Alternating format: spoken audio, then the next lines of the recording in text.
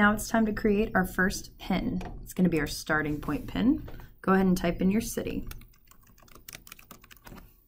Once you've found it in the search bar, you're going to click Add to Map. Creates the pin for you. To edit how the pin looks, click on Style. You can change the color. Put a little icon there that makes sense, like the home icon.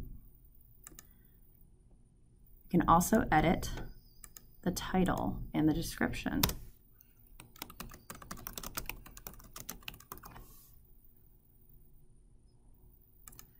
In the description, we're going to add why we want to travel to where we're going to travel.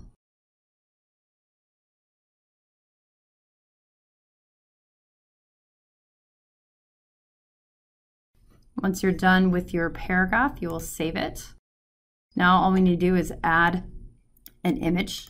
We can just search for an image on Google Image Search here. I'm going to type in Santa Maria, California, because if you just type in Santa Maria, you'll get a picture of a boat. So you want this one. You can choose any of them that you think are good for Santa Maria. Select and save. Now you're all set with your starting point pin. Next, we're going to make our departure pin. Your departure pin is just where you're going to fly out of. I'm going to fly out of LAX. Just going to type it in here. It's the first one that comes up. Gives me the option to add it to the map. First thing I'm going to do is edit it. I'm going to make it yellow.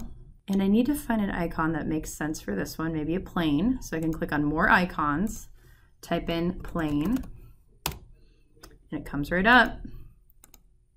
Now it looks like an airport. Next, we'll edit the title.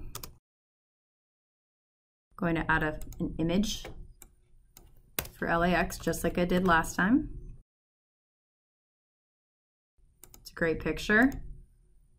Boom, save it. Next thing we need to do is create directions between our Santa Maria starting point pin and our LAX departure pin.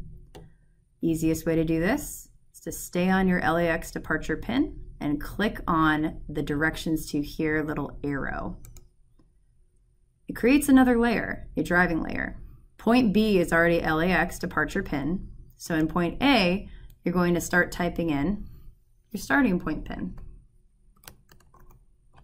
Comes right up and immediately gives you your driving directions. The line from point A to point B. The next thing you need to know is what is the distance between these 2 points so that I can calculate how much my taxi fare or my gas money is going to be.